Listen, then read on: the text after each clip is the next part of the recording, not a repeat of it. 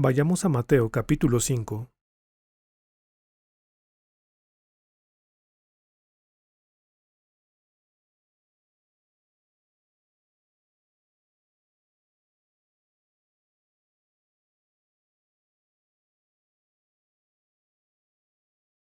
Leeré desde el versículo 21.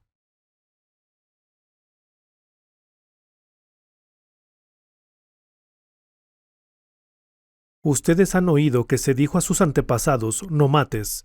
También se les dijo que todo el que mate quedará sujeto al juicio del tribunal. Pero yo digo que todo el que se enoje con su hermano quedará sujeto al juicio del tribunal. Es más, cualquiera que insulte a su hermano quedará sujeto al juicio del consejo. Y cualquiera que le diga insensato, quedará sujeto al fuego del infierno. Por lo tanto, si estás presentando tu ofrenda en el altar y allí recuerdas que tu hermano tiene algo contra ti, deja tu ofrenda allí delante del altar. Ve primero y reconcíliate con tu hermano, luego vuelve y presenta tu ofrenda. Si tu adversario te va a denunciar, llega a un acuerdo con él lo más pronto posible. Hazlo mientras vayan de camino al juzgado, no sea que te entregue al juez, el juez al guardia, y te echen en la cárcel. Te aseguro que no saldrás de allí hasta que pagues el último centavo.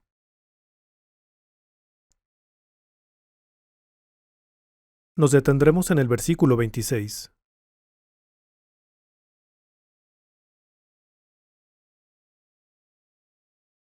Cuando leemos este pasaje, quizá nos encontremos con que nuestros pensamientos se desvían en varias direcciones y nos sintamos confundidos.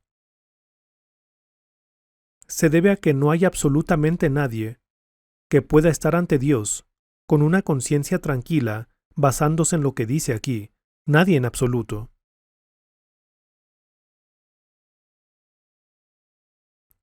Pero cuando reflexionamos en este pasaje, surge el problema de qué es lo que necesita hacer una persona para poder estar como es debido ante Dios. Si Jesús nos dijera qué hacer y cómo hacerlo, podríamos pensar que deberíamos hacer lo que Él dice, pero dado que nuestras fuerzas tienen límites, nos es difícil hacer exactamente lo que Él dice. Pero el problema es que, cuando Jesús dijo cosas como estas, primero debemos considerar a quién se estaba dirigiendo en ese momento. Y luego, ¿quién debe recibir estas palabras? ¿Qué tipo de personas necesitan recibir lo que estas palabras están diciendo? Hay personas que consideran que pasajes como este pertenecen a la ley constitucional del reino de los cielos, y que, por lo tanto, no tienen nada que ver con ellos, de manera que no les prestan atención. También hay personas que no entienden realmente lo que dice la Biblia, y viven sus vidas ciegamente, tratando con todas sus fuerzas de hacer lo que dice aquí. Y, sin embargo, aunque se esfuerzan mucho, no pueden alcanzar estos estándares.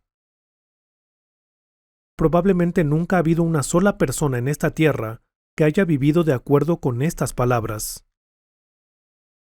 Cuando Jesús les dijo a sus discípulos que debían esforzarse por entrar por la puerta estrecha, estaban totalmente desconcertados, estaban preocupados y preguntaron, en ese caso, ¿quién podrá entrar en el reino de los cielos? Del mismo modo, cuando leemos pasajes como este, me pregunto cuántas personas en este mundo podrán presentarse ante Dios con la conciencia tranquila.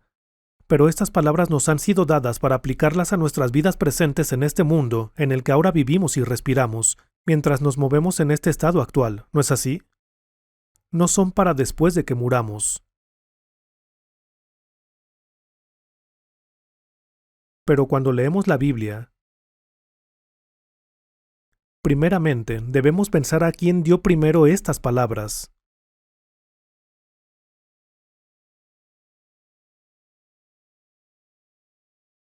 Asimismo, muchas personas en este mundo creen en Dios, pero cuando no pueden distinguir con precisión cómo la palabra de Dios está siendo transmitida, el miedo y el fracaso que sienten también es su propia responsabilidad.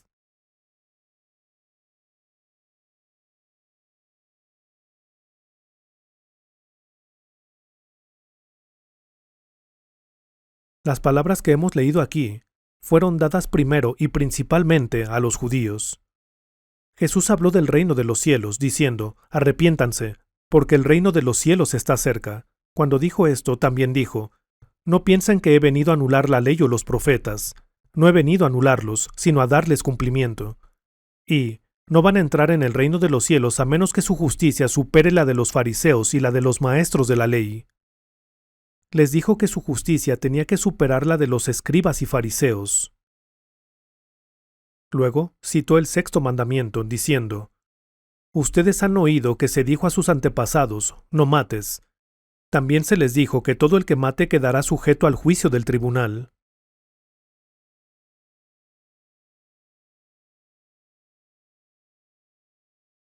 Jesús dijo a los judíos que estaban escuchando su sermón en ese momento, han oído. En ese tiempo, no era que todos tuvieran una copia de las Escrituras. Simplemente fue que mucho tiempo atrás mucha gente recibió las palabras de la ley transmitidas de boca en boca. Estas palabras fueron registradas.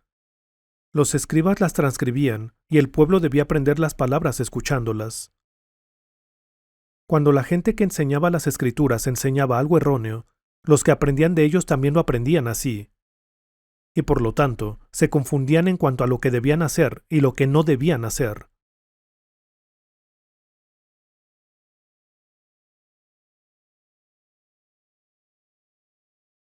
Pero aquí Jesús dijo, ustedes han oído que se dijo a sus antepasados, no mates.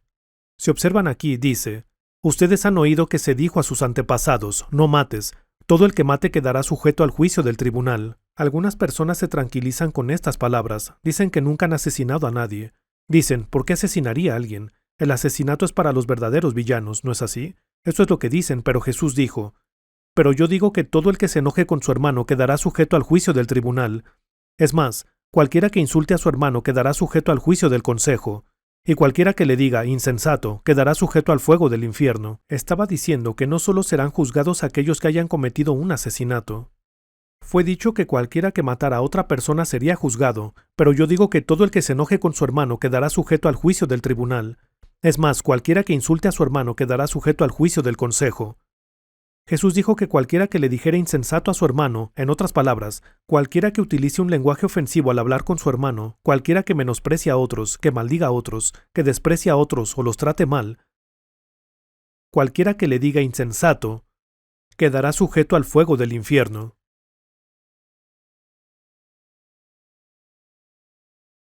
Hay personas que no conocen la Biblia en su totalidad, y sin embargo dicen que les gusta mucho el Evangelio de Mateo. Mateo capítulos 5, 6 y 7, el Sermón del Monte. A tales personas les gusta este pasaje de la Biblia, y de entre las personas a las que les gusta este pasaje, hay quienes asisten a la iglesia, y quienes llevan vidas religiosas, y quienes no. Cuando era niño, oí que Khrushchev, uno de los líderes políticos de la Unión Soviética, había memorizado estos capítulos, el 5, el 6 y el 7. El hecho de que un líder político haya memorizado todos estos capítulos no significa que pueda ir al cielo. Así no son las cosas.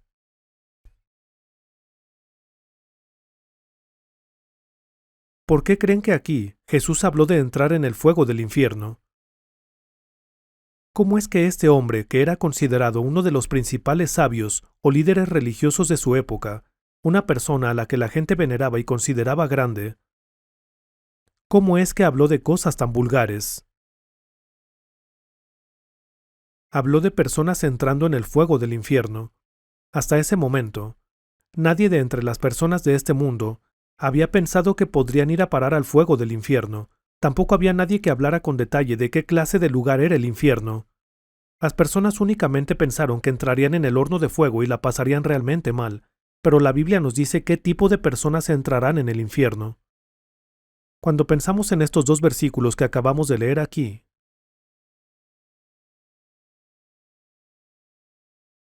en el versículo 21,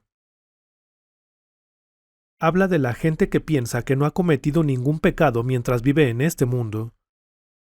En otras palabras, todas las personas que piensan que no han matado a nadie. Todas estas personas piensan que han recibido un veredicto de inocente. Pero De entre todas las personas de este mundo, no hay ni una sola persona que pueda ser omitida. Si observan aquí, dice, todo el que se enoje con su hermano quedará sujeto al juicio del tribunal. Algunas versiones y traducciones de este versículo solo dicen hermano, así que ustedes quizás se pregunten, ¿esto solo aplica a los hombres o también aplica a las mujeres? Puede que piensen que tal vez las mujeres están excluidas aquí, pero el corazón es el mismo, ya sea el de un hombre o el de una mujer. Dice, todo el que mate quedará sujeto al juicio del tribunal. Podrían pensar, yo nunca he matado a nadie, así que estaré bien, ¿cierto? Es una respuesta muy fácil de dar. Pero, por otro lado, podrían pensar que solo los asesinos cometen asesinatos. Pero en este mundo hay muchísimos casos de homicidios indirectos, en los que el asesino en sí no comete el acto. También, hay personas que traen niños al mundo. Los crían para que sean personas sobresalientes.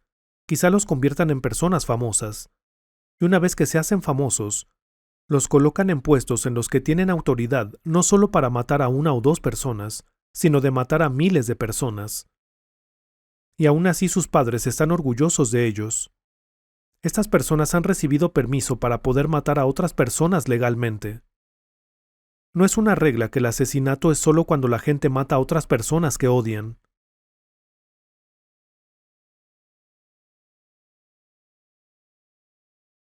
Mientras el hombre ha estado viviendo en este mundo, desde el primer caso de asesinato, toda la humanidad, ya sea que hayan sido conscientes de ello o no, ya sea que fuera legal o ilegalmente, el hombre continuamente ha estado cometiendo asesinatos. También hay muchas personas que han cometido homicidio involuntariamente. Una persona puede alistarse en el ejército y recibir un arma. Puede que no sepa si la persona que tiene delante es enemigo o no. Simplemente le han dicho que esas personas son el enemigo. Nunca ha odiado a esas personas, pero aún así dispara su arma y no lo hace por odio. Ni tampoco porque realmente quiera hacerlo. Simplemente lo hace porque su país se lo ha ordenado. Y entonces dicen que sus conciencias no les molestan. Se dan la vuelta y mientras se alejan, se oye el sonido de un quejido. La voz le resulta familiar, así que vuelve y descubre que es su propio hermano, que iba vestido con el uniforme del enemigo. En un caso así, la persona lloraría su pena en gran manera.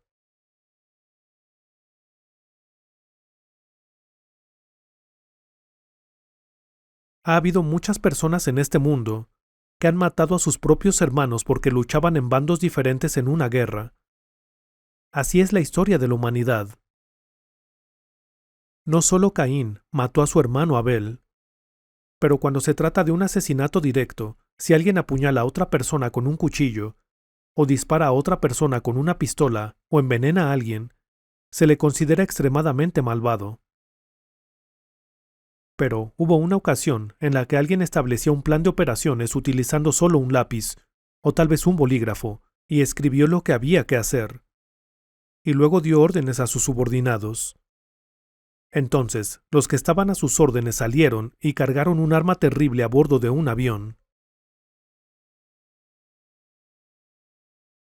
Y con esa arma, destruyeron por completo cierta ciudad. Cientos de miles de personas fueron convertidas en cenizas. Y de nuevo, otra ciudad entera fue convertida en cenizas. Un terrible número de personas murió. Eso ocurrió en Hiroshima y Nagasaki. Tal fue el terrible poder de la bomba atómica.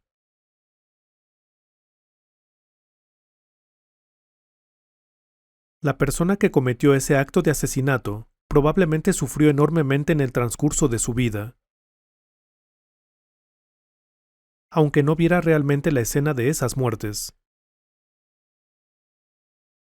Hay personas de entre los que dieron las órdenes de llevar a cabo esas muertes, y de entre los que fabricaron la bomba atómica, que no tienen ningún remordimiento de conciencia, a pesar de que realmente fueron ellos quienes llevaron a cabo el mayor mal.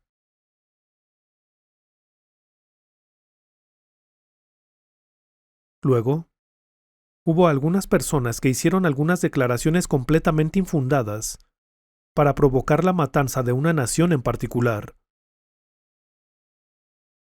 Cometieron pecados tan terribles que nadie habría imaginado que fueran humanamente posibles. Este tipo de cosas siempre han sucedido, incluso en la historia moderna. Siempre hay algún ejemplo.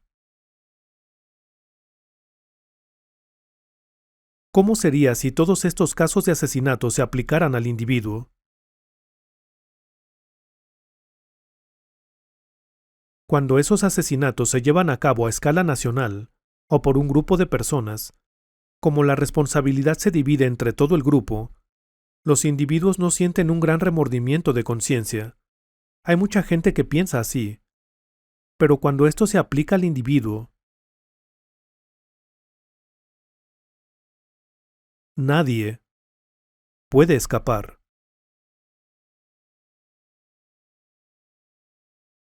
Ni una sola persona. ¿Por qué?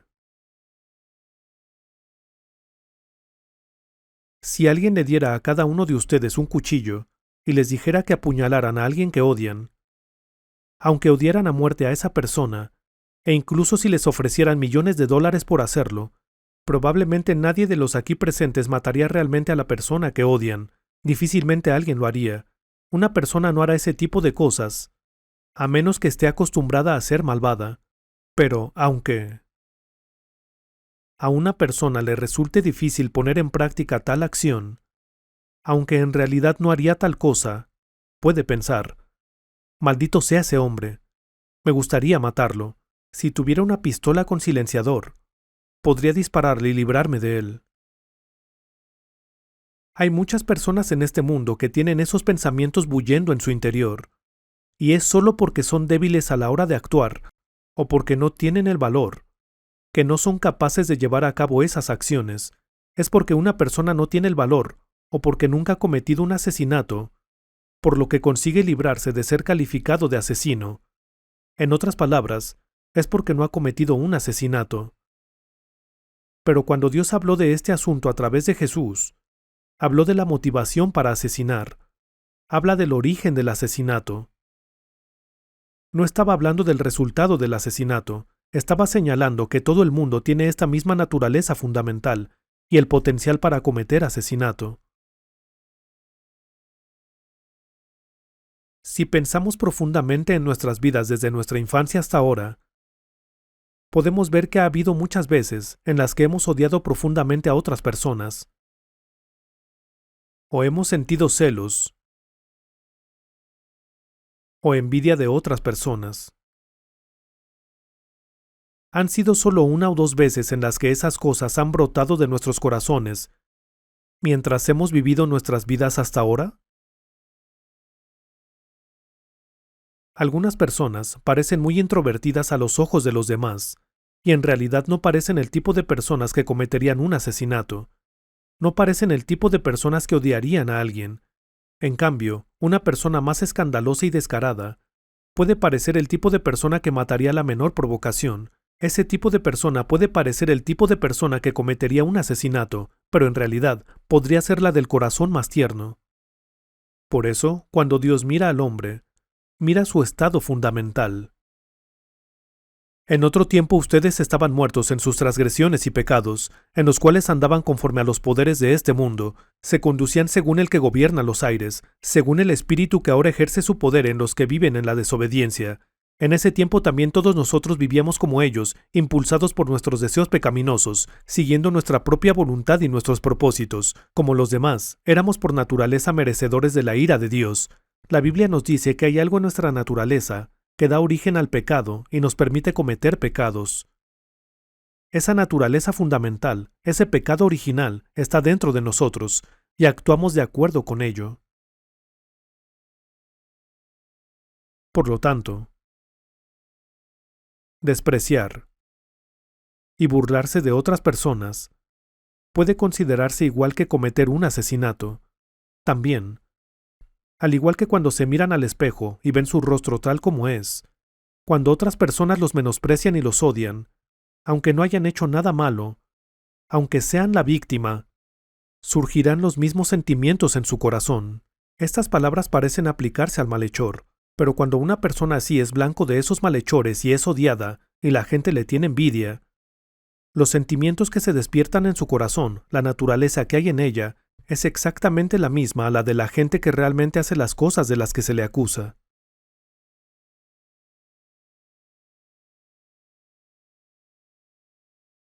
Este ha sido el caso de todos nosotros desde que éramos niños. ¿No son nuestras conciencias las que han estado viendo ocurrir todas estas cosas? Vayamos ahora a un pasaje de la Biblia, que hace tiempo que no leemos juntos, un pasaje que nos permite analizar nuestro corazón. Jeremías capítulo 17, versículo 9.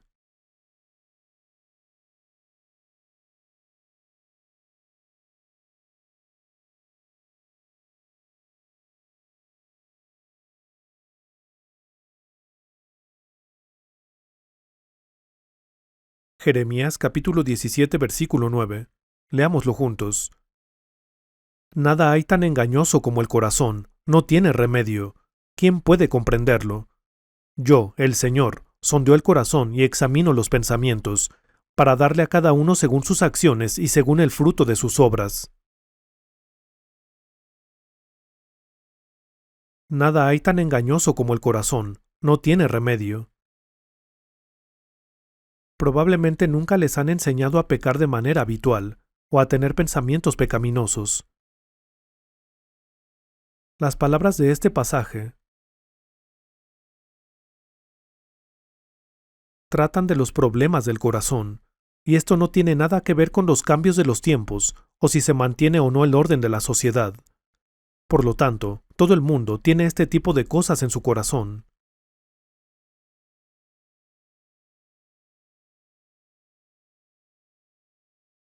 El individuo no puede evitar admitir que este es el tipo de cosas que el hombre tiene en su conciencia. Leamos el versículo 10. Yo, el Señor, sondeo el corazón y examino los pensamientos, para darle a cada uno según sus acciones y según el fruto de sus obras. Nada hay tan engañoso como el corazón, no tiene remedio. El corazón del hombre es engañoso y sucio, más que todas las cosas. Al pensar en esto, ¿alguna vez han tenido este tipo de experiencia? Cuando están leyendo una novela o algún otro tipo de libro, o cuando están viendo la televisión. Si hay alguien que aparece en el libro o en el programa de televisión que hace algunas cosas malvadas, piensan, eso es algo realmente malvado, es un hombre realmente malvado, y se encuentran odiando a esa persona malvada cada vez más.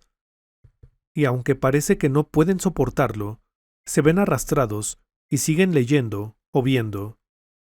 En el pasado, cuando me gustaba leer novelas y leía ese tipo de libros, había personas en esos libros que realmente hacían cosas terribles, pero después, cuando pensaba en ello, al leer esos libros era como mirarme en un espejo que refleja mi corazón. Si no hubiera sido por eso, ¿cómo podría haberlo visto? Cuando un niño no sabe lo que significa que algo esté caliente, ese niño no tendrá miedo de las cosas calientes, no sabe nada al respecto. Necesita tocar algo caliente para saber lo que significa que algo esté caliente. Aquí dice, nada hay tan engañoso como el corazón, no tiene remedio.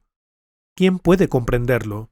Yo, el Señor, sondeo el corazón y examino los pensamientos, para darle a cada uno según sus acciones y según el fruto de sus obras. Con esto como norma básica, no habrá nadie que pueda decir con confianza cuando esté ante Dios, no tengo pecado.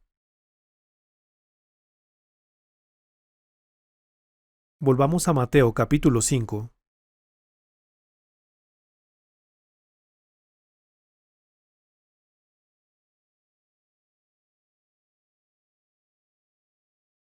Leamos juntos los versículos 21 y 22.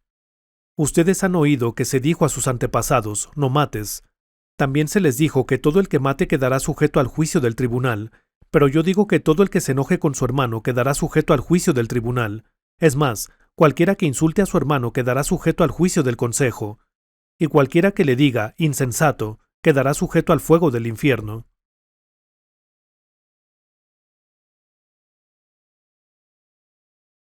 Cuando consideramos lo que dice aquí, podemos concluir que todos y cada uno, sean quienes sean, se dirigen al infierno. Al infierno. Jesús dijo que tales personas estarán en peligro del fuego del infierno. ¿Cómo pudo una persona tan justa decir algo así? ¿Creen que estaba bromeando sobre el infierno? Definitivamente no. Juan el Bautista dijo: tiene el aventador en la mano y limpiará su era recogiendo el trigo en su granero. La paja, en cambio, la quemará con fuego que nunca se apagará.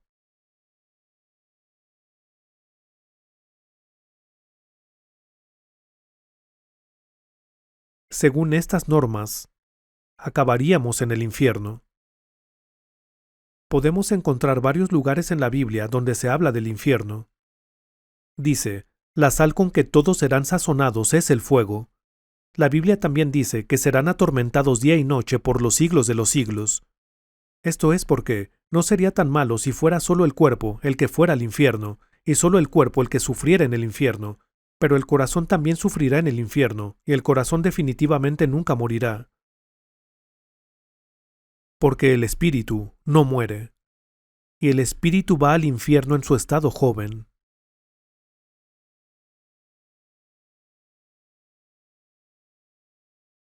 No importa la edad que tenga una persona, aunque una persona sea vieja y esté encorvada cuando se enfrente a su muerte, aunque sea tan vieja que esté a las puertas de la muerte, su corazón seguirá siendo joven. Y ese corazón eterno irá al infierno. Y allí dice la Biblia que será atormentado día y noche por los siglos de los siglos.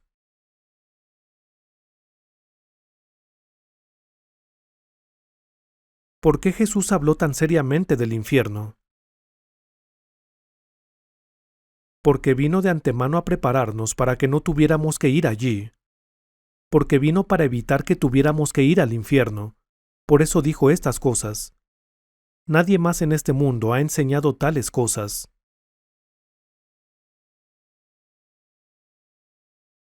Jesús dijo: yo soy el camino, la verdad y la vida. Nadie llega al Padre sino por mí. Aquel que dijo estas palabras no vino solo para llevarnos al cielo. Vino en primera instancia para que no tuviéramos que ir al infierno. Para evitar que tuviéramos que ir al infierno. Esto es porque las personas que dan falsas enseñanzas, los falsos profetas y los ángeles caídos, son los que entrarán en el infierno. Es el lugar donde terminan los espíritus malignos. Y así en el infierno, los demonios y los ángeles caídos atormentarán a muchos más que solo a los pandilleros que andan en las calles. Esto es porque aquí es donde el diablo ha establecido su cuartel general.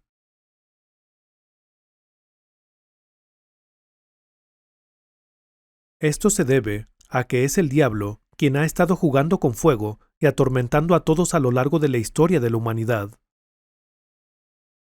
Cuando los corazones de las personas están agitados, cuando están atormentados, cuando están confundidos, cuando odian a otras personas, se cree que el origen de todas estas cosas es el resentimiento reprimido de una persona. La palabra resentimiento en coreano se compone de dos caracteres chinos, y el segundo es el carácter del fuego. Hay un fuego ligado a nuestros corazones.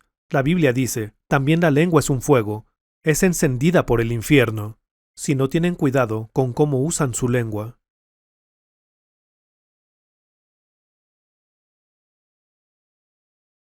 Así que cuando la gente lee este versículo, llegan a la conclusión de que, si quieren evitar ir al infierno, no deben odiar a nadie. Llegan a esta conclusión, pero una vez que se deciden hacer esto, descubren que odian aún más a las personas. Si hay una campana a la que sopla el viento y suena como resultado, y luego golpean la campana y le dicen que deje de hacer ese ruido, hará aún más ruido, y entre más golpeen la campana, más fuerte será el sonido. Supongamos que hay alguien a quien odian profundamente, así que intentan no odiar a esa persona, deciden que no van a odiarla más y oran a Dios diciendo, Señor, ayúdame a amar a esa persona, no permitas que siga odiándola así. Aún así, se darán cuenta de que, al día siguiente, simplemente no pueden soportar ver a esa persona. Puesto que el impulso de matar surge dentro del corazón del hombre, éste se encuentra en tal posición que no hay manera de que pueda escapar de estos impulsos en su interior. Así es el hombre. Cuando nos presentemos ante Dios, no podremos escapar de ser juzgados por esto. Así que estas palabras se aplican a todos, a toda la humanidad. Cuando se trata de la naturaleza esencial de lo que está diciendo aquí. Pero estas palabras que están escritas aquí fueron dirigidas a los judíos que realmente se encontraron con Jesús cara a cara en ese momento. Estas palabras aquí. Entonces en el futuro, en el tiempo del fin de este mundo, lo que los judíos escucharon aquí de Jesús puede convertirse en una ley y una lección para ellos.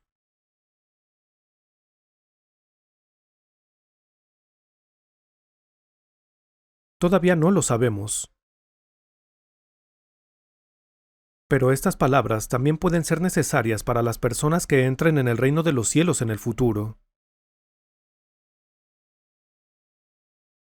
Pero para nosotros que vivimos hoy, debemos ver cómo se aplican a nosotros personalmente las palabras que la gente escuchó cuando Jesús vino por primera vez y proclamó el Evangelio del reino de los cielos, y necesitamos examinarlas para ver si estas palabras también tal vez se aplican a todos los que viven en este mundo, incluso los niños bien portados que tenemos en nuestros hogares, y los lindos bebés que traemos a este mundo. A medida que crecen poco a poco, también están entrando en este tipo de pecado.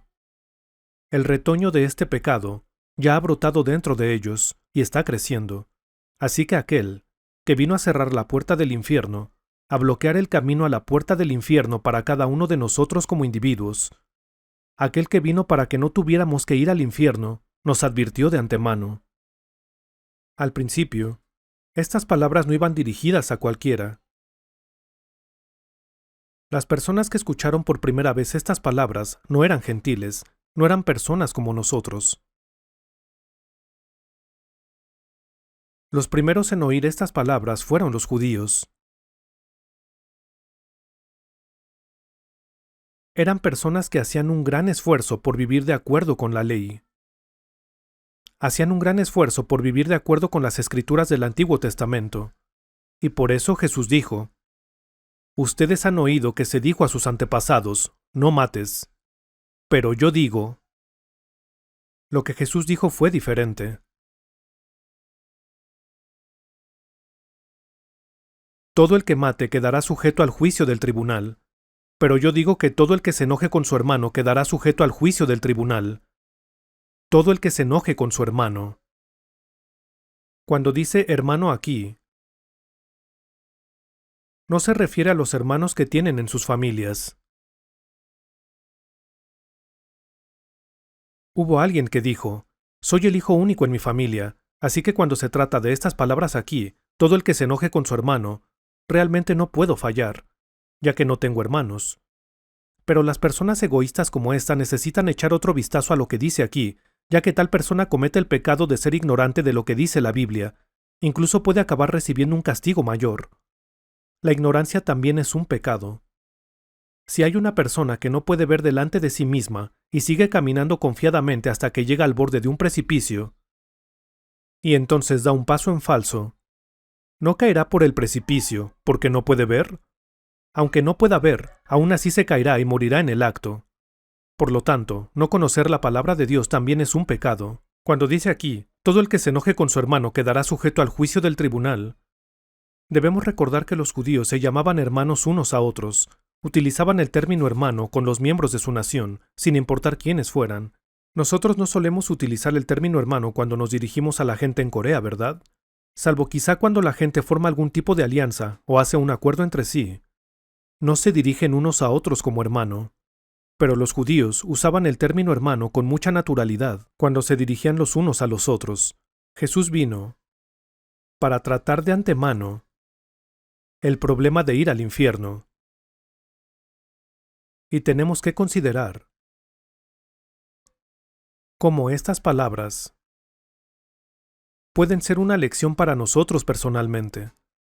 Si, a través de la palabra de Dios, una persona llega a darse cuenta de que no va a terminar en el infierno, y se da cuenta de lo afortunada que es, esto es algo por lo que esa persona debería estar muy agradecida. Esto no es algo que alguien puede inventarse en su corazón. Es cuando una persona recibe cierta promesa de parte de Dios en su corazón, que esa persona llega a ser capaz de evitar ir al infierno. Las personas que no han experimentado esto no tendrán forma de evitar el infierno, no podrán evitarlo hasta el día de su muerte. Todo el mundo tiene esta angustia en su conciencia. Puede ser que una persona se olvide de esto a medida que se ocupa de su vida en este mundo, pero cuando se encuentra con estos asuntos una vez más, surge de nuevo. Cuando han odiado a alguien, pero luego ambos se mudan y viven lejos el uno del otro, puede que se olviden de los problemas y ya no se odien. Pero si continúan sus vidas y 10 años después se encuentran una vez más, pensarían que es hora de olvidar el pasado y perdonar. Pero si esa persona vuelve a hacer lo mismo, se dan cuenta de que no pueden soportar verla una vez más y vuelven a odiarla. Esa naturaleza del pecado permanece en nosotros exactamente como era. Pensemos en ello de esta manera. Cuando Jesús dijo, "Ustedes han oído", aquí Jesús se dirigía a las personas que estaban escuchando a Jesús en ese momento, los judíos. Estas personas eran los descendientes de Abraham. Ellos creían que Abraham era su padre espiritual.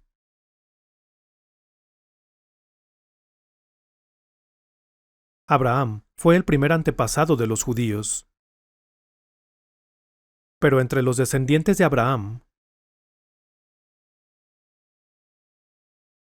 había un hombre rico en su vecindario. Esta fue una historia que Jesús mismo contó. El hombre era rico, y tenía tantas riquezas que también hacía banquetes a menudo. Pero en la historia no aparece ningún nombre, excepto el de un mendigo que se tendía a la puerta del rico. Dice que se llamaba Lázaro. El nombre Lázaro, cuando se traduce, significa Dios es mi ayuda. Este hombre se tendía a la puerta del hombre rico, y todo su cuerpo estaba cubierto de llagas. Parece que vivía de la comida que recibía mendigando, y los perros se acercaban y le lamían las llagas. Pero más tarde, puesto que el paso del tiempo se aplicaba a ambos hombres por igual, llegó un momento en que, no sé si fue realmente en días diferentes, pero al cabo de un tiempo, ya no se veía a ambos hombres en su vecindario. Aquellas dos personas desaparecieron de la faz de la tierra en aquel momento, pero las personas que los vieron los habrían conocido muy bien. Las personas que presenciaron la vida de estos dos hombres habrán sabido si murió primero el mendigo o el rico. Las vidas de estos dos hombres eran muy diferentes. La Biblia dice que el hombre rico vivía con esplendidez cada día y se divertía cada día y daba grandes banquetes. Pero incluso en el calor del verano, el mendigo no era capaz de conseguir ropa apropiada y por eso tenía que vestir ropa de invierno, harapos. Pero el rico vestía lino fino y podía vivir fresco. Cada día vivía con esplendor. Pero nadie entraba en contacto con el mendigo, excepto los perros. Y el mendigo mismo era tratado como un perro. Así que llevaba mucho tiempo olvidado por el mundo. Cuando llegó el momento de la muerte del hombre rico, probablemente acudieron muchas personas a su funeral, y probablemente se le lloró mucho. Pero al mendigo, probablemente solo lo envolvieron en un viejo trozo de alfombra de paja seca y lo enterraron en algún lugar apartado.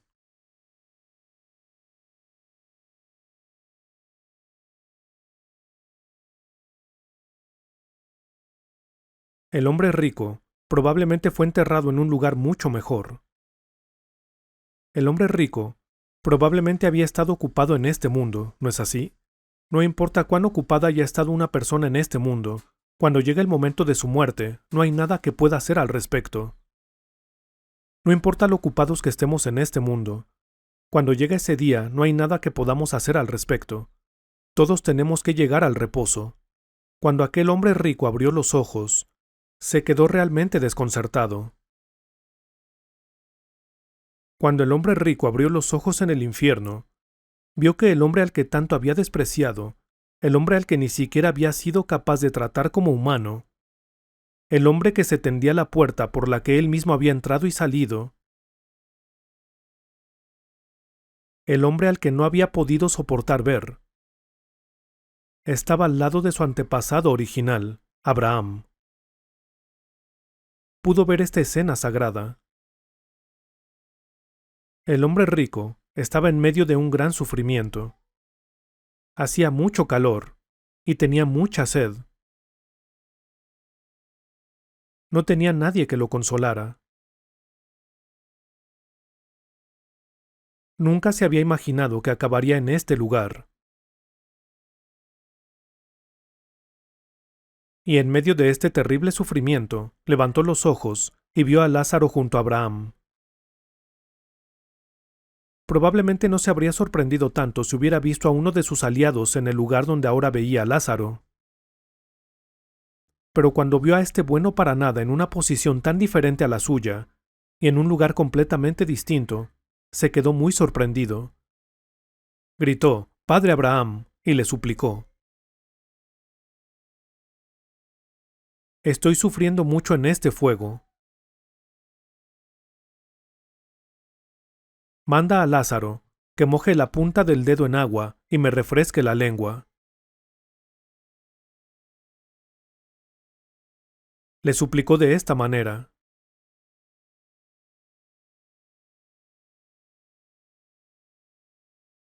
Incluso en ese momento, incluso cuando estaba en el infierno, cuando abrió los ojos y se dio cuenta de que su situación había cambiado, y se había encontrado con una desgracia tan terrible, y vio cómo ese miserable espécimen de hombre había sido colocado ahora en una posición tan grandiosa, su naturaleza fundamental seguía viva, y seguía siendo la misma. Por eso lo llamó como si estuviera llamando a uno de sus siervos. Cuando vio a Lázaro en esa gran posición, pidió que Lázaro le trajera un poco de agua. Pidió que Lázaro le trajera solo una gota de agua en la punta de su dedo.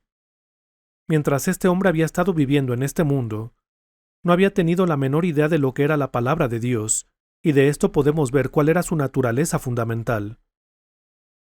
Sí, mientras había estado viviendo en este mundo, este hombre hubiera bebido, aunque solo fuera una pequeña gota del agua viva eterna de las palabras de Jesús, no habría tenido tal naturaleza fundamental.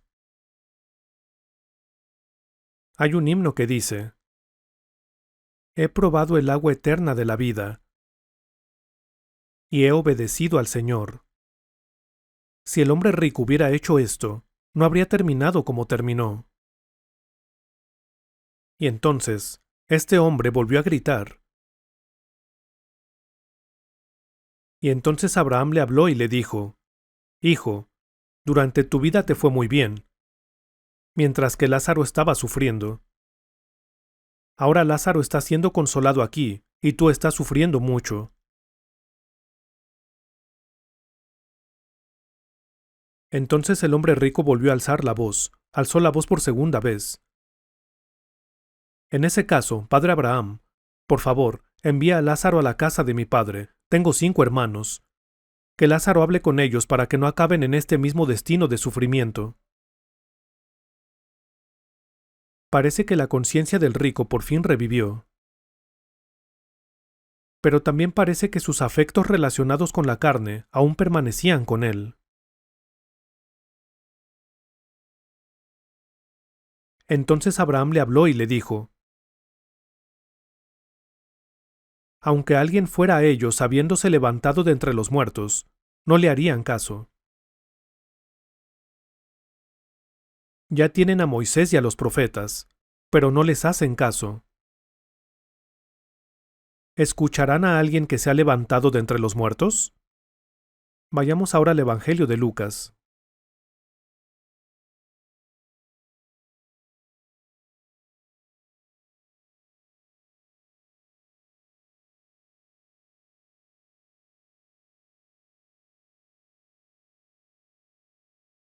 Vayamos a Lucas capítulo 16. Si ya lo encontraron, leeré desde el versículo 19. En lugar de leerlo yo solo, leámoslo juntos y veamos si esto es verdad o no. Había un hombre rico que se vestía de púrpura y lino fino, y daba espléndidos banquetes todos los días. A la puerta de su casa se tendió un mendigo llamado Lázaro, que estaba cubierto de llagas y que hubiera querido llenarse el estómago con lo que caía de la mesa del rico. Hasta los perros se acercaban y le lamían las llagas. Resulta que murió el mendigo y los ángeles se lo llevaron para que estuviera al lado de Abraham. También murió el rico y lo sepultaron. En los dominios de la muerte, en medio de sus tormentos, el rico levantó los ojos y vio de lejos a Abraham y a Lázaro junto a él, así que alzó la voz y lo llamó: Padre Abraham, ten compasión de mí y manda a Lázaro que moje la punta del dedo en agua y me refresque la lengua, porque estoy sufriendo mucho en este fuego. Pero Abraham contestó: Hijo, recuerda que durante tu vida te fue muy bien, mientras que a Lázaro le fue muy mal, pero ahora a él le toca recibir consuelo aquí, y a ti sufrir mucho. Además de eso, hay un gran abismo entre nosotros y ustedes, de modo que los que quieren pasar de aquí para allá no pueden, ni tampoco pueden los de allá para acá. Él respondió: Entonces te ruego, Padre, que mandes a Lázaro a la casa de mi padre, para que advierta a mis 5 hermanos, y no vengan ellos también a este lugar de tormento. Pero Abraham contestó: Ya tienen a Moisés y a los profetas, que les hagan caso a ellos. No les harán caso, padre Abraham, respondió el rico. En cambio, si se les presentara uno de entre los muertos, entonces sí se arrepentirían. Abraham le dijo: Si no hacen caso a Moisés y a los profetas, tampoco se convencerán aunque alguien se levante de entre los muertos.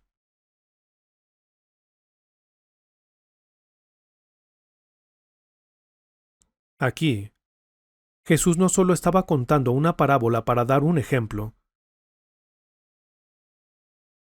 estaba explicando los hechos precisos. El Dios que creó los cielos y la tierra, el mar y la tierra seca, y creó todo, se vistió con el cuerpo de un hombre y vino a este mundo. ¿Por qué no iba a conocer la situación exacta del infierno? Habló habiendo visto realmente el infierno al que van los espíritus de las personas. También se le llama Hades. Habló de esto incluso antes de vestir el cuerpo de un hombre. Si miran aquí, en el versículo 30, dice: No les harán caso, padre Abraham, respondió el rico. En cambio, si se les presentara uno de entre los muertos, entonces sí se arrepentirían. Y así le pidió a Abraham que enviara a Lázaro. Ahora miren el versículo 31. Abraham le dijo: Si no hacen caso a Moisés y a los profetas, tampoco se convencerán aunque alguien se levante de entre los muertos. Aquí cuando dice Moisés y los profetas, está hablando de los escritos de los profetas. En ese tiempo no se había registrado el Nuevo Testamento, y por eso hablaba de esta manera. Los escritos de Moisés y los profetas son libros que dieron testimonio de Jesucristo. Jesús reprendió una vez a 2 de sus discípulos. «Qué torpes son ustedes», les dijo, «y qué tardos de corazón para creer todo lo que han dicho los profetas». Para evitar que la gente fuera allí, al infierno, Jesús vino en persona. Vino a impedir que la gente fuera al infierno. Y así explicó todo esto. En este mundo, los escritos de Moisés y los escritos de los profetas dan testimonio de Jesús. Pero Jesús estaba diciendo de antemano que aquellos que no creyeran en Jesús, de quien Moisés y los profetas dieron testimonio, no podrían evitar ir al infierno.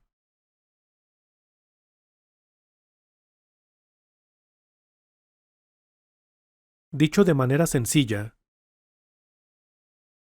Este es el destino que enfrenta el hombre. El destino que el hombre no puede evitar. Una vez que una persona nace, se dirige hacia allá, y esto es cierto para todos. No podemos decir que algunos irán allí y otros no. Todo el mundo va en esa dirección. La excepción son aquellas personas que tienen la fortuna de escuchar las palabras de Jesús con antelación y evitan este destino. Vivimos en un lugar extremadamente peligroso.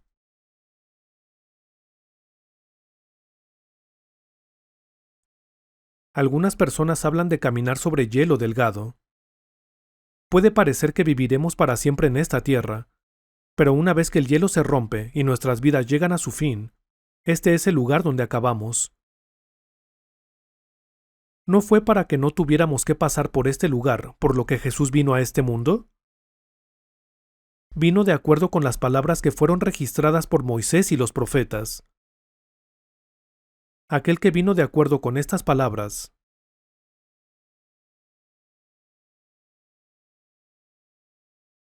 vino porque estábamos viviendo en medio del pecado, y nos dirigíamos a este lugar. Vino para evitar que tuviéramos que ir allí. Vino para que pudiéramos evitar ese destino. Y esto es lo que nos dijo. Nos dijo cómo es que la gente termina en el infierno. Nos dijo que tenemos que conocer el pecado fundamental que hay dentro de nosotros, aunque no lo llevemos a cabo en nuestras acciones. Y nos dijo esto porque hay una manera para que podamos resolver este problema. Volvamos a Mateo capítulo 5.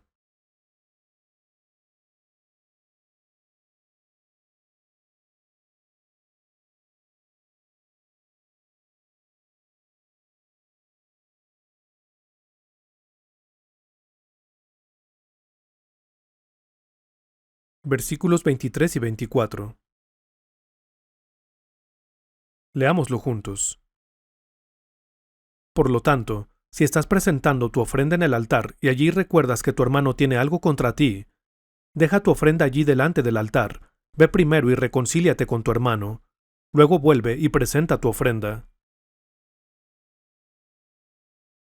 Entonces, como podemos ver en este pasaje, ya que Jesús habló sobre la naturaleza fundamental del pecado en nosotros,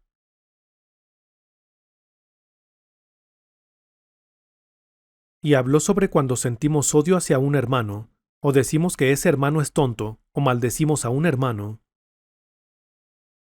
También dijo que cuando presentamos una ofrenda en el altar,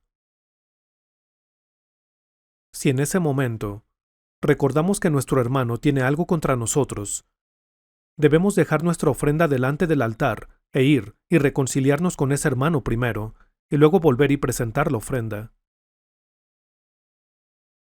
Estas palabras, por supuesto, se aplican a los judíos. El punto que no tiene nada que ver con nosotros directamente es el asunto del altar. Hay muchos altares falsos. La gente hace un podio como este, y predican desde él, y como la gente trae donativos y los ofrecen al frente, dicen que esa área de enfrente es el altar. Pero ese no es el tipo de altar del que se está hablando aquí. Está hablando del altar delante del cual la gente ofrece sacrificios a Dios directamente. Muchos sacrificios se ofrecían delante de este altar. Ellos sacrificarían a una oveja, o a una vaca, o algún otro animal. Si leen Levítico capítulo 1, encontrarán una descripción de todas estas ofrendas. Así que, si una persona que ha cometido un pecado y se da cuenta de su pecado viene con un sacrificio para ofrecer, no debe pensar en solo ofrecer este sacrificio a Dios. Jesús nos pidió que dejáramos la ofrenda delante del altar y que primero fuéramos a reconciliarnos con nuestro hermano y luego viniéramos a ofrecer el sacrificio. Pero los judíos rechazaron estas palabras en aquel momento. No entendieron que debían hacer exactamente lo que él decía. Simplemente estaban interesados en ofrecer sacrificios. A través de la Biblia, podemos ver cómo Dios los reprendió. Incluso antes de que la historia de Israel se enfrentara a dificultades y sufrimientos tan grandes. Vayamos a Isaías capítulo 1.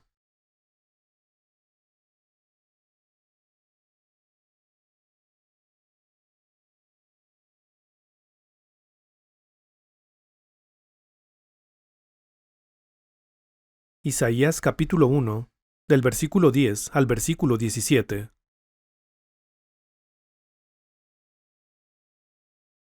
Leámoslo juntos. Oigan la palabra del Señor, gobernantes de Sodoma. Escuchen la instrucción de nuestro Dios, pueblo de Gomorra. ¿De qué me sirven sus muchos sacrificios?, dice el Señor. Harto estoy de holocaustos de carneros y de la grasa de animales engordados. La sangre de novillos, corderos y machos cabríos no me complace. ¿Por qué vienen a presentarse ante mí? ¿Quién les mandó traer animales para que pisotearan mis atrios? No me sigan trayendo vanas ofrendas, el incienso es para mí una abominación. Luna nueva, día de reposo, asambleas convocadas. No soporto sus asambleas que me ofenden. Yo aborrezco sus lunas nuevas y festividades. Se me han vuelto una carga que estoy cansado de soportar. Cuando levantan sus manos, yo aparto de ustedes mis ojos. Aunque multipliquen sus oraciones, no las escucharé. Tienen las manos llenas de sangre. Lávense, límpiense.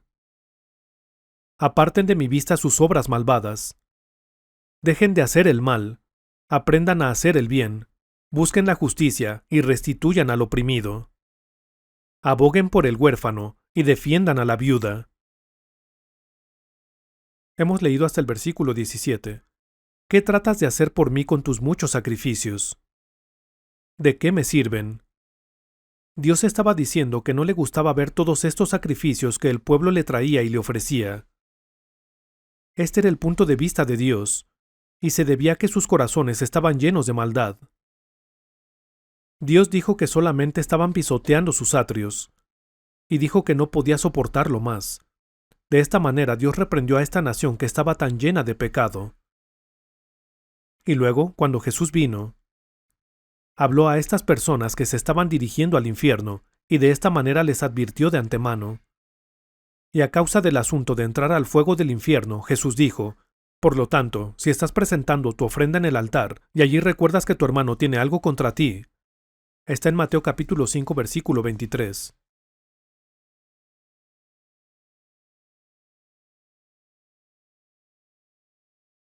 Leamos juntos los versículos 23 y 24. Por lo tanto, si estás presentando tu ofrenda en el altar y allí recuerdas que tu hermano tiene algo contra ti, deja tu ofrenda allí delante del altar, ve primero y reconcíliate con tu hermano, luego vuelve y presenta tu ofrenda. Si han molestado a un hermano, o le han hecho daño a un hermano, o han herido a un hermano, si se encuentra algo así en sus conciencias, entonces no deben ir y presentar su ofrenda a Dios. Primero, deben dejar allí su ofrenda e ir y hacer las paces con su hermano, y luego regresar y ofrecer su sacrificio en el altar. Jesús dijo que había un orden para estas cosas. Esto era algo extremadamente difícil para la gente que vivió en ese tiempo,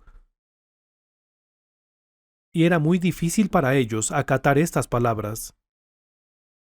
En ese caso, ¿de qué manera deberíamos examinar nuestros corazones hoy en día? Sí. A medida que vamos conociendo a las personas a las que como creyentes llamamos hermanos, a medida que pasamos tiempo con los santos, si llegamos a odiar a alguien, o llega a desagradarnos, o simplemente no podemos llevarnos bien con él, y aún así decidimos que creemos en Dios, y que estamos agradecidos con Dios y alabamos a Dios, todas estas cosas pueden volverse abominables, no tendrán paz en su corazón. El Espíritu Santo nos examina aún más estrictamente que la ley, debido a lo que hay dentro de nosotros. Si tenemos un conflicto como este en nuestras conciencias, necesitamos someternos al versículo bíblico que dice: si es posible, y en cuanto dependa de ustedes, vivan en paz con todos. Estas palabras son para los judíos y fueron dirigidas a los judíos, y se referían a la ofrenda de sacrificios físicos en el altar. Pero para nosotros hoy en día, como creyentes, estos objetos físicos son sombras, pero ahora para nosotros existe un sacrificio aún más grande en la muerte de Jesús. En el Antiguo Testamento encontramos el versículo que dice: no te reprendo por tus sacrificios ni por tus holocaustos, que siempre me ofreces. Estas palabras en la Biblia son realmente benditas para nosotros, pero si no somos pacientes unos con otros, y estos sentimientos permanecen dormidos dentro de nosotros, si odiamos a otras personas y estos sentimientos nunca cambian, no podremos resolver el problema en nuestros corazones y entonces sufriremos terriblemente. Por eso antes de orar a Dios, tal como dice la Biblia, pero si vivimos en la luz, así como Él está en la luz, tenemos comunión unos con otros. También necesitamos aplicar este método si queremos tener paz en nuestros corazones, ya que de alguna manera no parece adecuado que los hermanos permitan que se forme un muro entre ellos, y así hacen sacrificios y tratan de ofrecerlos a Dios. Las enseñanzas del Señor, ya sean físicas o espirituales, son enseñanzas para todos. Ahora echemos un vistazo al versículo 25. Leamos juntos el versículo 25. Si tu adversario te va a denunciar, llega a un acuerdo con él lo más pronto posible. Hazlo mientras vayan de camino al juzgado. No sea que te entregue al juez, el juez al guardia, y te echen en la cárcel. Te aseguro que no saldrás de allí hasta que pagues el último centavo. Si observan aquí, dice, si tu adversario te va a denunciar, llega a un acuerdo con él lo más pronto posible. Significa que hagan las paces con él rápidamente. No sea que te entregue al juez, el juez al guardia, y te echen en la cárcel.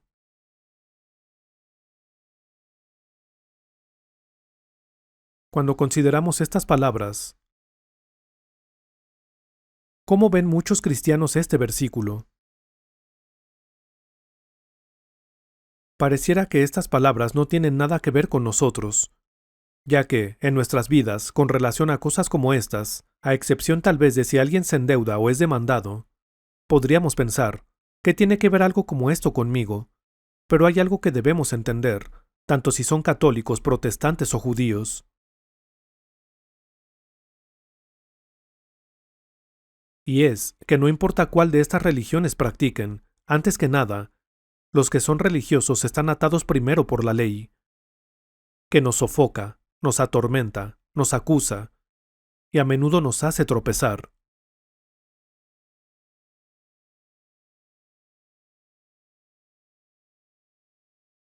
Las personas que conocen la ley están atadas de pies y manos por la ley.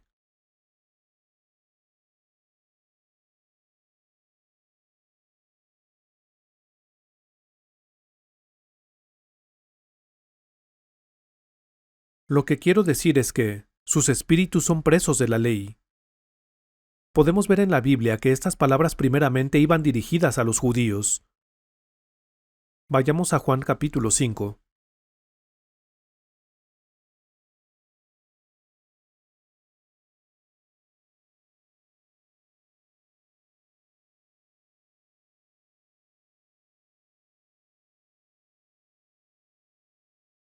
Juan capítulo 5. Leamos juntos el versículo 45.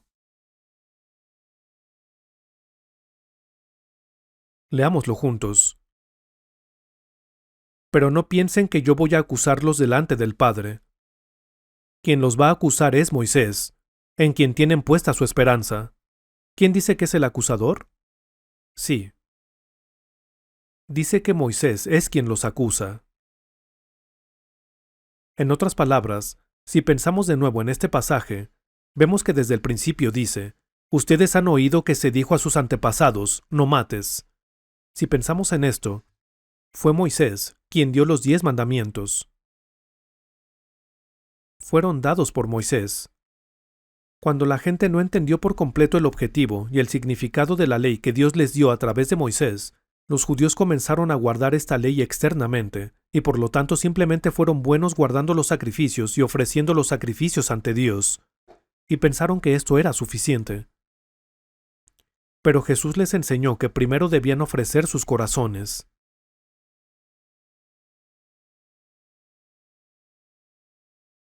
Entonces, si la ley de Moisés condenaba a los judíos,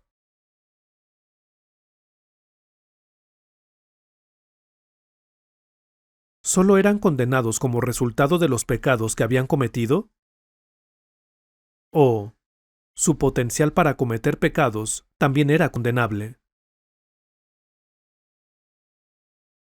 En vista de esto,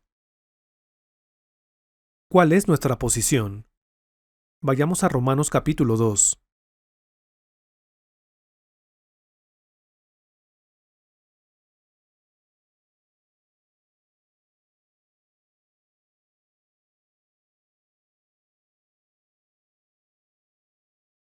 Romanos capítulo 2. Leeremos desde el versículo 1 hasta el versículo 16.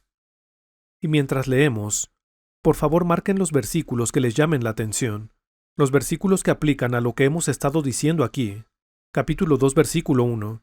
Por tanto, no tienes excusa tú, quien quiera que seas, cuando juzgas a los demás, pues al juzgar a otros te condenas a ti mismo, ya que practicas las mismas cosas. Ahora bien, sabemos que el juicio de Dios contra los que practican tales cosas se basa en la verdad. ¿Piensas entonces que vas a escapar del juicio de Dios, tú que juzgas a otros y sin embargo haces lo mismo que ellos? ¿No ves que desprecias las riquezas de la bondad de Dios, de su tolerancia y de su paciencia, al no reconocer que su bondad quiere llevarte al arrepentimiento? Pero por tu obstinación y por tu corazón sin arrepentimiento sigues acumulando castigo contra ti mismo para el día de la ira, cuando Dios revelará su justo juicio, porque Dios pagará a cada uno según lo que merezcan sus obras. Él dará vida eterna a los que, perseverando en las buenas obras, buscan gloria, honor e inmortalidad. Pero los que por egoísmo rechazan la verdad para aferrarse a la maldad, recibirán ira y enojo de Dios. Habrá sufrimiento y angustia para todos los que hacen el mal, los judíos primeramente, y también los que no son judíos. Pero gloria, honor y paz para todos los que hacen el bien, los judíos primeramente, y también los que no son judíos, porque con Dios no hay favoritismos. No hay favoritismos. Y por eso Jesús habló directamente acerca del hombre interior. Leamos desde el versículo 12. Todos los que han pecado sin conocer la ley también perecerán sin la ley, y todos los que han pecado conociendo la ley por la ley serán juzgados, porque Dios no considera justos a los que oyen la ley, sino a los que la cumplen. De hecho, cuando los no judíos, que no tienen la ley, cumplen por naturaleza lo que la ley exige, ellos son ley para sí mismos, aunque no tengan la ley. Estos muestran que llevan escrito en el corazón lo que la ley exige, como lo atestigua su conciencia, pues sus propios pensamientos algunas veces los acusan y otras veces los excusan. Así sucederá el día en que, por medio de Jesucristo, Dios juzgará los secretos de toda persona, como lo declara mi Evangelio. A la luz de los versículos que acabamos de leer, primero, Dios transmitió la ley a los judíos por medio de Moisés. Pero cuando Jesús vino, habló a los judíos sobre la razón de su venida, y les dijo que no debían pensar que había venido a anular la ley o los profetas. En otras palabras, dijo que no había venido a ignorar lo que fue escrito en la ley y en los profetas. Dijo que había venido a darles cumplimiento. Y entonces, a la luz de estas palabras, Dios no mira el resultado de una acción pecaminosa, tal como el asesinato, el cual la ley prohíbe, sino la causa de la desobediencia de la ley que los judíos guardaban en un sentido físico. Por ello, Jesús habló de la posibilidad de seguir cayendo en tales pecados. Y por consiguiente, personas así no pueden entrar en el reino de los cielos. Y, dado que acabarían en el fuego del infierno, Jesús les dijo lo que tenían que hacer para evitarlo. Puesto que tales enseñanzas habían sido dadas a los judíos, Pablo escribió esta carta a los judíos que habían recibido estas enseñanzas y habían llegado a creer en Jesús, y a las personas que habían creído en Jesucristo y se habían convertido en hijos de Dios. Fueran judíos o no judíos, en otras palabras, ya fueran judíos o gentiles. Esto aplicaba para todos. Ya fueran personas que conocían la ley y pecaban, o que no conocían la ley y pecaban. Cuando se trata del pecado, si una persona conoce la ley y comete un pecado, ciertamente es un pecado, pero también, incluso si una persona no conoce la ley y comete ese pecado, también es pecado. Y por eso escribió, cuando los no judíos que no tienen la ley cumplen por naturaleza lo que la ley exige, ellos son ley para sí mismos, aunque no tengan la ley. Tal como leemos en el Evangelio de Juan, cuando Jesús se dirigía a los judíos les dijo, pero no piensen que yo voy a acusarlos delante del Padre. Pusieron sus esperanzas en Moisés. ¿Acaso la ley no los está vigilando atentamente? Si se limitan a actuar según la ley de Moisés, serán juzgados. Esto es lo que dijo. ¿Por qué fue esto? Cuando hablamos del pecado de matar, ellos cometieron el asesinato más terrible que existe. En los 5 libros de Moisés, dice que en el sábado ni siquiera debían recoger leña. Los judíos recibieron esta estricta ley, y la ley también dice que no debían derramar sangre en la tierra, y que solo con la sangre de aquel que la derramó es posible purificar la tierra. Este fue el tipo de ley que se les dio a los judíos, e incluso rompieron esta ley al matar a Jesús en esa tierra. Incluso utilizaron las manos de los gentiles para matarlo. Tanto gentiles como judíos provocaron el derramamiento de la sangre de Jesús, el unigénito Hijo de Dios, en la cruz. Dice la Biblia que más tarde pagarían el precio por el derramamiento de esta sangre. Este pecado de matar. Jesús incluso les dijo directamente a estas personas que llevarían a cabo este terrible pecado. En todas las palabras de Jesús, no le estaba diciendo a la gente que llevaran una vida moral, o que se convirtieran en personas buenas y justas. Fue debido al odio que sentían por Jesús, el Hijo unigénito de Dios, que Él les señaló estas cosas directamente. También, aunque los gentiles no conocían esta verdad, aquí, si observan en el versículo 14, Romanos capítulo 2 versículo 14, dice, de hecho, cuando los no judíos, que no tienen la ley, cumplen por naturaleza lo que la ley exige, ellos son ley para sí mismos, aunque no tengan la ley. Estos muestran que llevan escrito en el corazón lo que la ley exige, como lo atestigua su conciencia, pues sus propios pensamientos algunas veces los acusan y otras veces los excusan. Incluso antes de llegar a creer en Dios y antes de conocer la Biblia, porque la lámpara estaba encendida en nuestras conciencias, fuimos conscientes del pecado que se retorcía en nuestro interior. Nuestras conciencias eran muy sensibles. El espíritu humano es la lámpara del Señor, pues escudriña lo más íntimo del ser. Esto dice la palabra de Dios. Puesto que su luz resplandece en nosotros y Él mira lo que sucede en nuestro interior, llegamos a saber de inmediato que somos pecadores.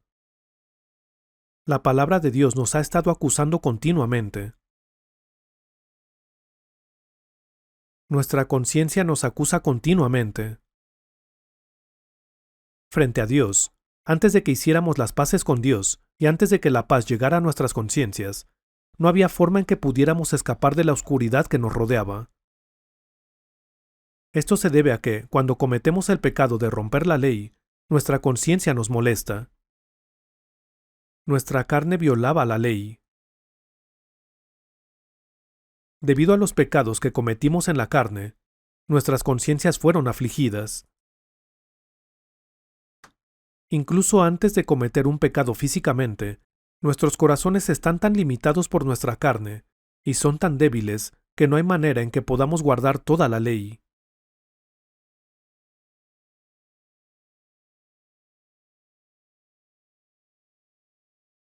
No podemos evitar romper la ley. Así que, para los judíos, fue la ley de Moisés, la ley que los acusa y la ley que los retiene. Pero para nosotros como gentiles, era porque no podíamos encontrar libertad en nuestras conciencias y estábamos perturbados por nuestras conciencias.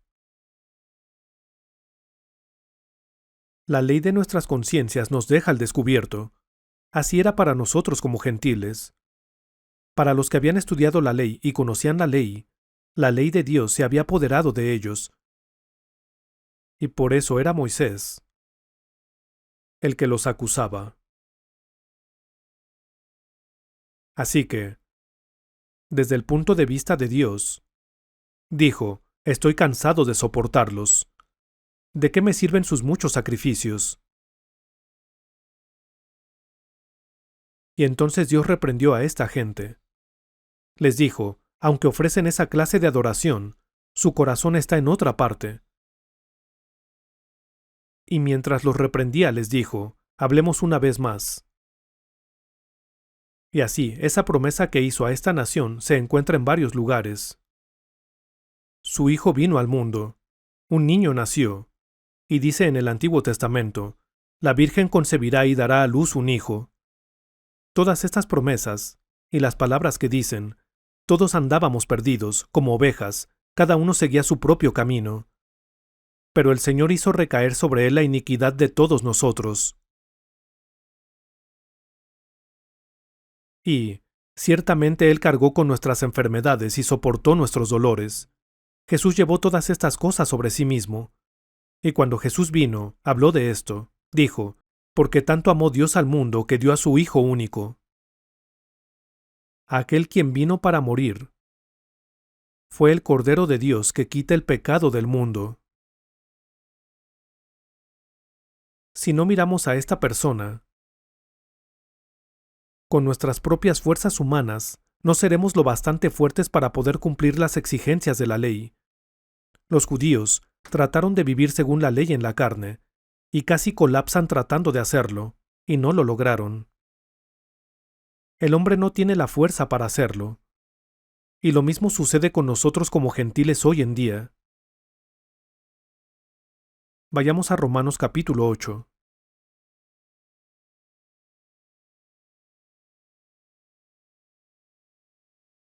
Romanos capítulo 8, versículos 3 y 4. En efecto, la ley no pudo liberarnos porque la carne anuló su poder. Por eso Dios envió a su propio Hijo en una condición semejante a la de los pecadores, para que se ofreciera en sacrificio por el pecado. Así condenó Dios al pecado en la carne, a fin de que la justa demanda de la ley se cumpliera en nosotros, que no vivimos según la carne, sino según el Espíritu. Si tu adversario te va a denunciar, llega a un acuerdo con él lo más pronto posible. Hazlo mientras vayan de camino al juzgado. Aquí dice que no podemos cumplir la ley a causa de la debilidad de nuestra carne, pero la Biblia nos dice que, con su muerte, Jesús cumplió las demandas de la ley. Envió a su propio Hijo en una condición semejante a la de los pecadores, para que se ofreciera en sacrificio por el pecado. Así condenó Dios al pecado en la carne, a fin de que la justa demanda de la ley se cumpliera en nosotros, que no vivimos según la carne, sino según el Espíritu. Nuestros espíritus nos atormentaban. Cometiste ese pecado, ¿verdad? Cometiste este pecado, ¿verdad? Cometiste ese error, ¿cierto? Dijiste que no ibas a odiar más a esa persona, y continúas odiándola. Tales acusaciones son el resultado de la ley de nuestras conciencias. No matarás. Los sentimientos de culpa surgen al leer esta clase de leyes. Nuestra conciencia también sufre cuando nos encontramos con las palabras que dijo Jesús. Todo el que se enoje con su hermano quedará sujeto al juicio del tribunal. Mientras nuestro corazón es atormentado de esta manera, a la luz de este pasaje nos damos cuenta de que no es por las obras de la ley, sino por la ley de la fe. Así que cuando miramos el Antiguo Testamento a través de esta ley de la fe, podemos ver que los sacrificios debieron ser ofrecidos de acuerdo con esta ley. Como dijo Jesús, todo el que se enoje con su hermano quedará sujeto al juicio del tribunal. Pero todo lo que hicieron fue traer sacrificios y ofrecerlos. No sabían que allí se escondía el inmenso amor de Dios. Regresemos una vez más a Isaías capítulo 1.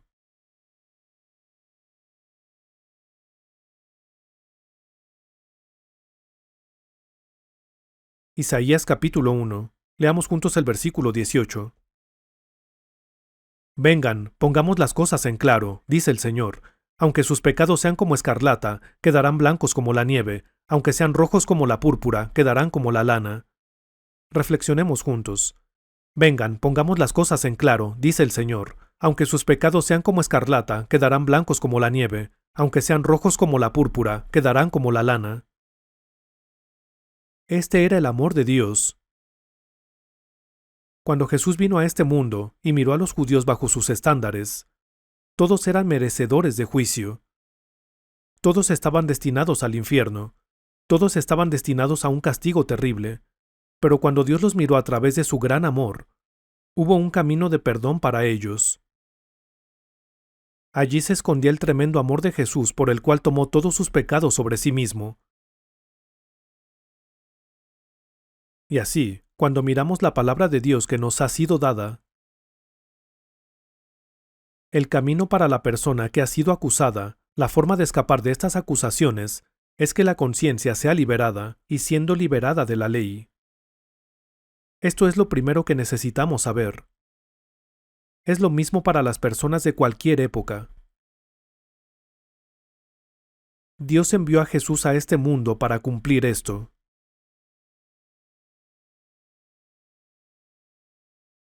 Entonces, un día, cuando los judíos estén bajo circunstancias difíciles, en el tiempo de la tribulación, o en el tiempo del reino de los 1000 años, Estas palabras serán dadas con el fin de proveer una lección para muchas personas, pero ante todo, mientras vivimos en este mundo, cuando consideramos cómo estas palabras, anunciadas primeramente a los judíos, se convirtieron en una lección para nosotros hoy en día, llegamos a conocer que todo el mundo experimenta dolor en su conciencia. Esto se debe a que Dios escudriña el corazón de los hombres, tengan o no la ley, la hayan aprendido o no a través de la Biblia, y sean judíos o no judíos.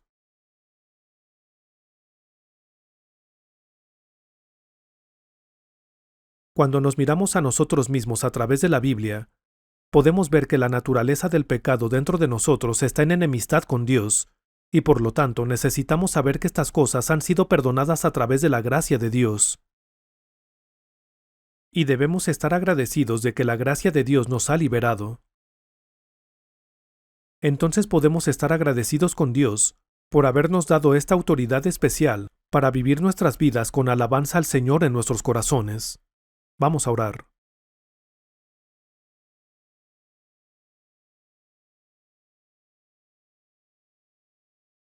Señor, te damos gracias. Vagábamos perdidos y en pecado, pero gracias a tu santo amor, en nuestras conciencias, por medio de la muerte en la cruz de Jesús, a quien Dios envió a este mundo, por el derramamiento de su sangre, todos los pecados que habían afligido nuestras conciencias fueron perdonados. Nos dimos cuenta de esto en nuestras conciencias, y por ello te damos las gracias una vez más. Mientras vivamos en este mundo, te rogamos para que lleguemos a conocer aún más que permanecemos en este mundo para poder difundir tu santa palabra a otras personas. Te rogamos que nos guíes para que te estemos cada vez más agradecidos y podamos difundir tu gracia a otras personas. Oramos para que el Espíritu Santo nos guíe en esto, y dejamos el resto de nuestras vidas en tus manos, mientras oramos en el nombre del Señor Jesús. Amén.